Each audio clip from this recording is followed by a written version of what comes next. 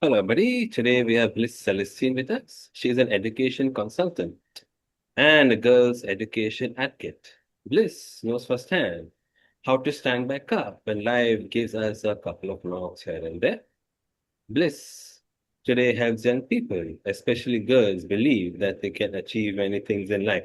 Before we begin, I would like to welcome Bliss to our channel and thank her very much for taking the time and speaking with us. Thank you so much, Bliss, and welcome to our channel. Thank you. Thank you so much. Bliss, please tell us where are you from and what was your early relationship with education like? Okay. Um, I am Nigerian and I'm from Rivers State in Nigeria. My early start of education was basically in Ghana. I had some of my education in Ghana and I had the rest in Nigeria. So growing up, you know how everybody has dreams. You want to be a doctor, some want to be a lawyer, some want to be a nurse. My dream was to be either a journalist or a lawyer. But as time went on, that dream changed, obviously, because of certain activities, certain knowledge, and certain exposure. It changed. But as a child, I always wanted to be, a journalist or a lawyer. Like I had big dreams, like every other child out there in the world. So, Yeah. yeah. So, Bliss, you were away from school for 7 years. What was the hardest part of your life at that point of time that people didn't see? Hmm. Oh, that's a lot. There were lots of hard times, you know. Over here in high school, I was really intelligent, right? So Yeah. everyone expects you to, once you're done with high school, they expect you to enter the university.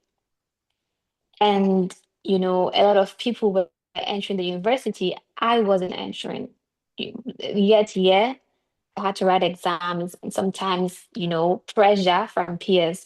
I literally had to lie that when they ask you, oh, what's going on? You're not in school. And you'd be like, oh, I'm in school. And then they ask you which school, and then you have to lie because it's going to be very embarrassing that everyone thought that you're going to be a bright student. Right now, you're not in school, and the other ones are in school.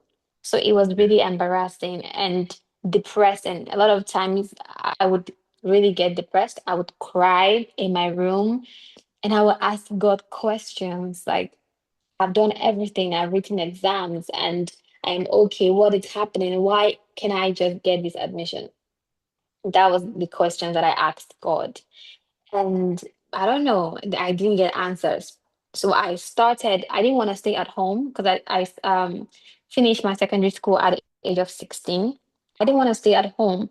So I had to just um, work. I started working. I worked in a fashion house. I worked earlier on as an 8-year-old child. I used to teach kids. There were times when Okay. in a particular year I dropped out of school. So I used to teach kids like my age mates. I used to just gather them and teach them things. So I had to start. I don't like staying in a particular place. I like to be productive. So I started volunteering for work. I learned how to make beats. I learned vocational skills, and I had to just do something. And that was how I learned the skill that I needed to be active to make money. But I did not feel like I was enough because I love education. I love to go to school. So a lot of times I just cry, the 7 years was a lot for me. A lot of crying, a lot of self-doubt, a lot of feeling like I wasn't enough, a lot of, you know, misunderstanding. I misunderstood myself. I doubted myself severally. And the 7 years was a lot. And that was how I felt. Self-doubt, depression, um, you know, not feeling enough, the feeling of fear, uncertainty. I was uncertain of my life, if I was even going to. ever go to school again, if I'm even going to be the minister that I want to be, the education activist that I want to be. I doubted it a lot of times. And Yeah. I thought maybe it's over for me. Maybe I should just focus on work. Maybe this is not going to work. That's Yeah. how I felt these 7 years of my life. Yeah. Mm. During that period, did you ever start doubting your own abilities? Yes, I did. Like I said, self-doubt was one of the problem I had within that seven Yeah. years. Self-doubt. I had self-doubt because there was this particular course, it's literature, obviously, and it's compulsory. I needed it to be in school, and I would pass every other course and I wouldn't pass my literature. And in class, I used to be good in literature because I took an extra literature course. So I was asking myself what went wrong, you know, getting English, getting a B in English and getting an E in literature. It doesn't make sense. So Yeah. I actually doubted myself. I asked questions, that I didn't have answers to.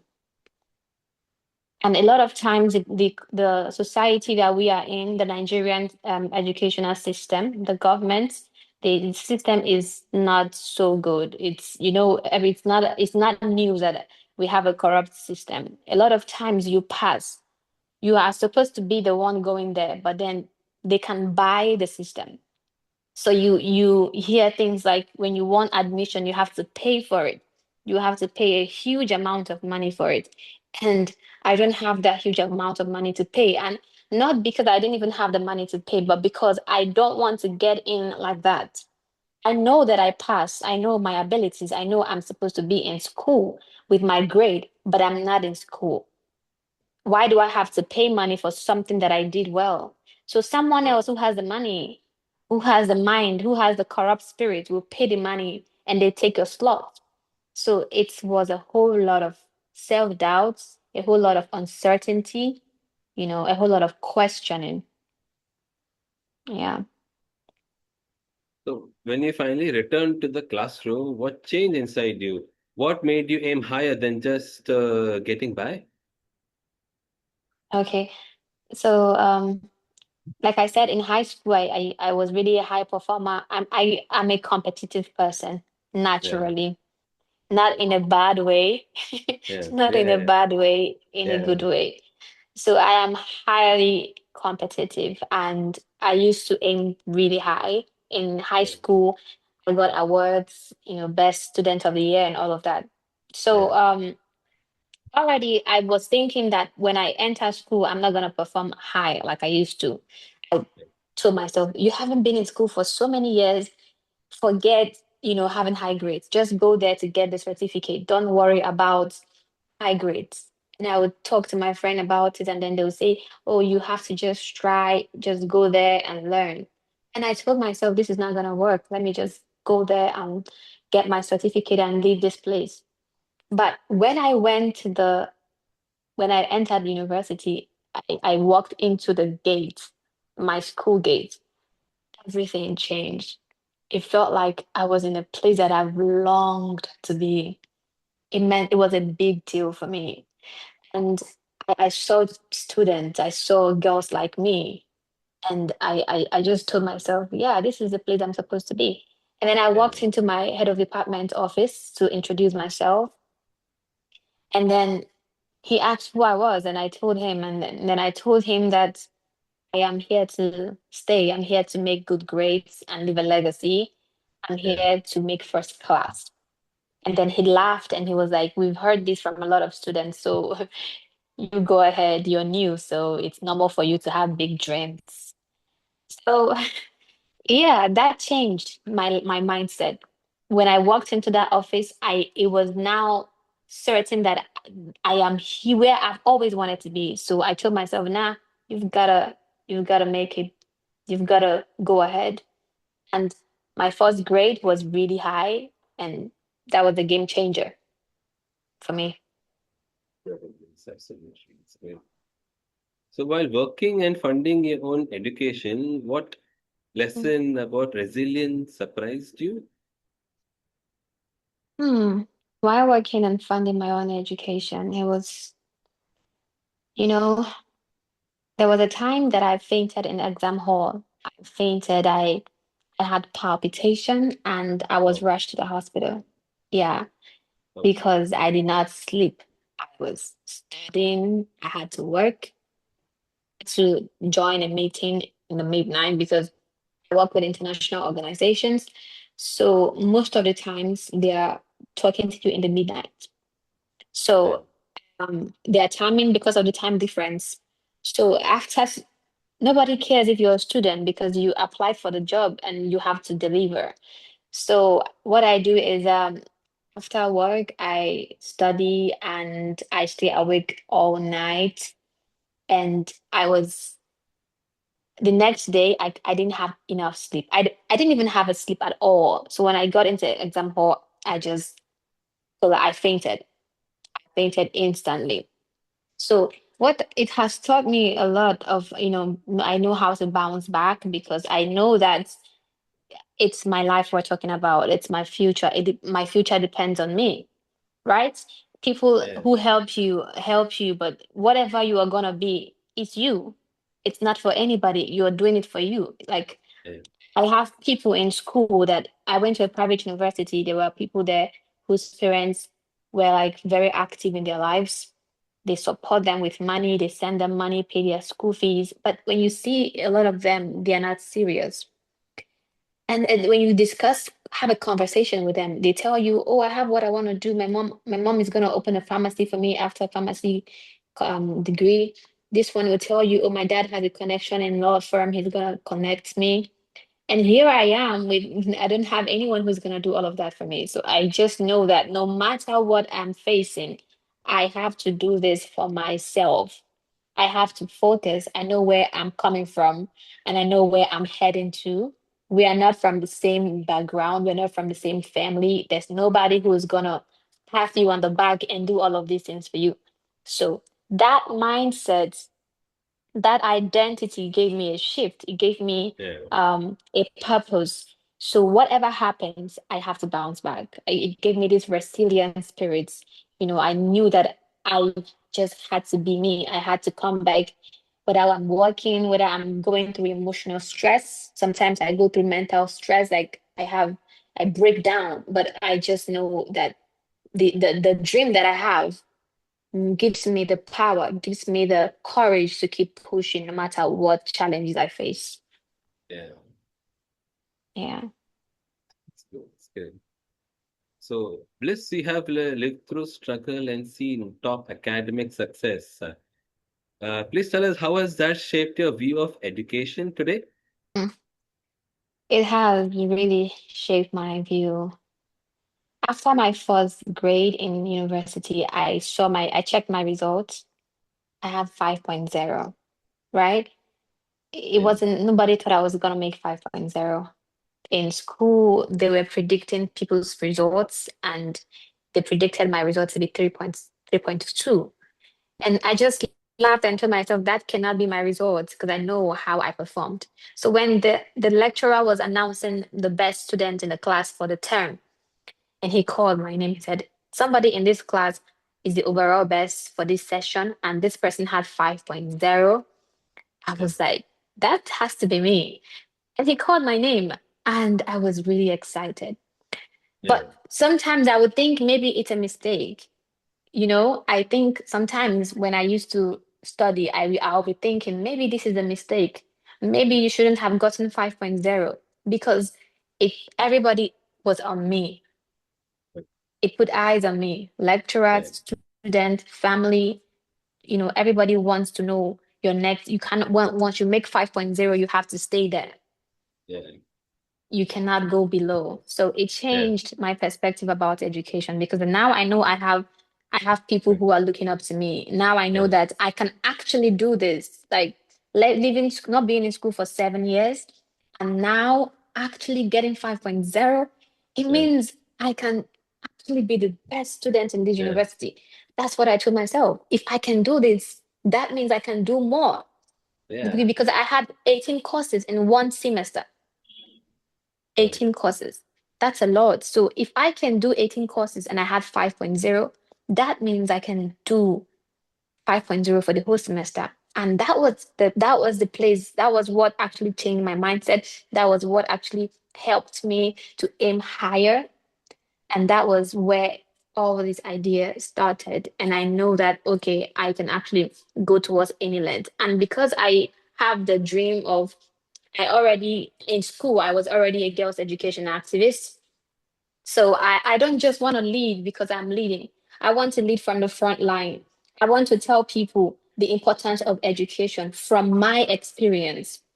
I want to tell people that if you go to school, these are the benefits you get from the benefit I got. I don't want to speak like the man who preaches what he does not do. I want to preach what I do. I want to preach from my experience. So this mindset made me understand that this education is very important for me. Because when I tell Yeah, people this is the importance of education, I am a witness. I am a living experience of what I'm preaching. So this is what gave me the conviction and the courage and the passion to keep talking about education and to aspire for a higher grade in the university. yeah, that's great. Bliss, that's great. On record, I'm clapping for you. Thank you. So, when you work with girls facing serious barriers, how much of your own story do you see in their life? Hmm. There was a particular girl we worked with, and she had her legs were amputated, right? And she told me, Blaze, I'm not gonna go to school. My legs are amputated. I only have one leg. They're gonna laugh at me. I don't think I can go higher. I don't think I can be somebody. And she had an accident, and when she woke up, she had an accident, and her surgery was delayed for around 1 week. And when she went to the hospital, she slept, obviously, and when she woke up, she didn't see her legs. They had to take off the leg for health, for her health. And this girl really was somebody who I felt like I connected with because I met her in the hospital. I had an accident in 2021 before I got admitted in 2022. And my arm was almost amputated. I met her in the same hospital. So I had to tell them I don't amputate my hand because I was moved from to three different hospitals because the other doctor said my arm was supposed to be amputated. So we had to move to a different hospital who said they could operate on my arm. So I met this girl there, and I was always frustrated because I was always feeling so much pains, and they put a very big iron on my arm. I couldn't move my arm. Every day was hell. A lot of times I would need oxygen. And I thought that I was finished. I felt like my life was over. Yeah. But I met this girl, and she was so full of life despite her legs being amputated. She would always tell me, please, you have to keep going. You should be happy your hand is still intact. My leg is gone. But when she started talking to me about her life, about not dreaming anymore, she didn't have any dreams again because she felt that she's not going to find love. She's not going to find a husband. She's not going to find her dream, her career. So I told her, no, you are going to school. We are going to find a way to fund your academics.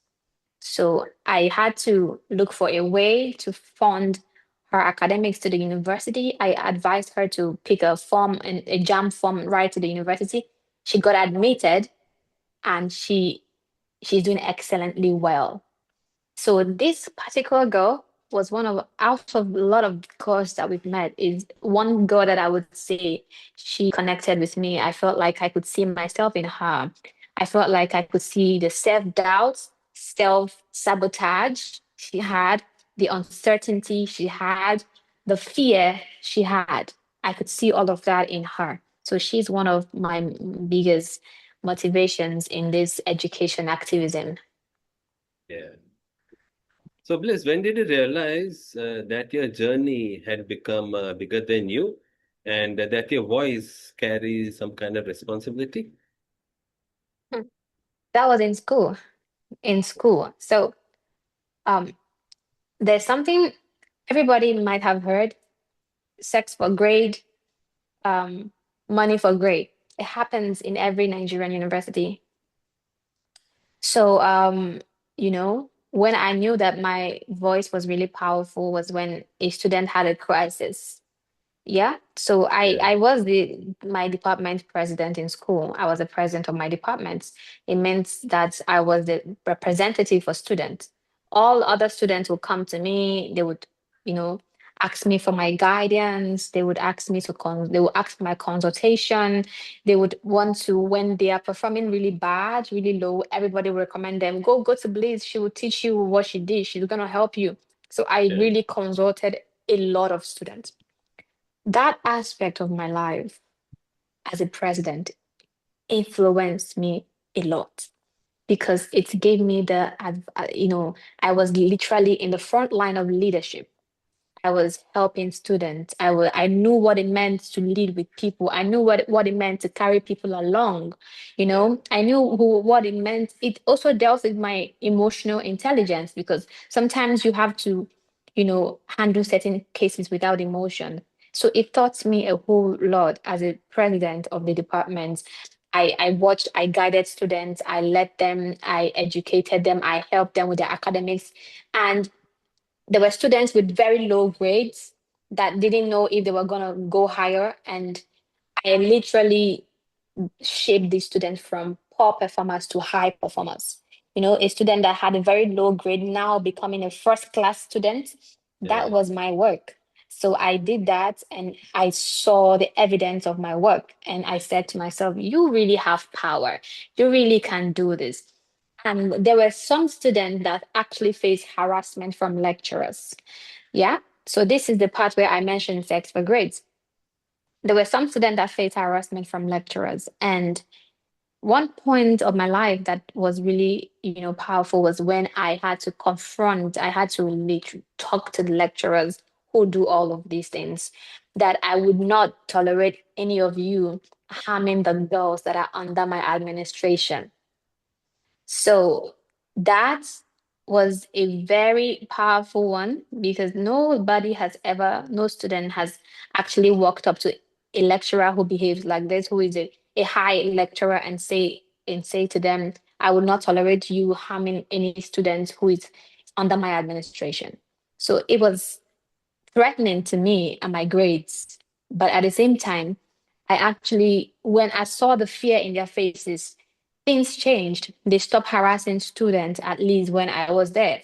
yeah, And, girls, not even students, girls, they stopped harassing the girls sexually and they turned a new leaf. There was order. There was order in the department. Everybody, the dress code was in order. The students were in order. And that was when I knew that your voice actually carries power. These people yeah, respect you, they fear you, they fear your name. When they hear Blaze, Blaze is aware of this. They are always scared because they know that I'm an activist, education activist, girls' rights activist, and yeah, they fear what I would do with, in hearing anything like that. So this part of my life also shaped me to know that I actually carry power, I actually carry grace, and it made me know that my voice is actually strong, it had strength. Yeah. yeah. Great, Bliss. That's good. It's super. So, Bliss, if you Mhm. could speak to your younger self today who was waiting for admission and full of doubt, what would you like to tell her? The message to my younger self is do not doubt the process, believe in yourself, and do not care about being too liked by people. Because I faced a lot of hatred in school as a high performer. Girls sometimes they just hate you because you're up there. Every lecturer likes you. Everyone has attention on you. It just makes them angry, and I wanted to please them so badly. I became a people pleaser, and that is one aspect of my life that I regret, being a people pleaser in school, because I wanted to please my friends. I wanted to just do what they wanted. I wanted them to like me. I wanted them to see that I'm not changing. I'm I wanted to prove a lot of points. And I regret that I did all of that. So if I'm sending any message to my younger self is don't care about what people think. As long as you're in the right path, do what you have to do. As long as you're doing the right thing, do not doubt the process. Believe in the process, believe in yourself, believe in your abilities, and don't care about what others think about what you do. That's the message I have for my younger self. That's great. That's great. Yes, that's superb. So, Bliss, thank you so much for sharing all this valuable knowledge and information with us. We wish you continuous success in all aspects of your life. Thank you so much, Thank you. everybody, for watching this video and have a good day. Thank you so much, Bliss. Bye. See you. Thank you. Thank you.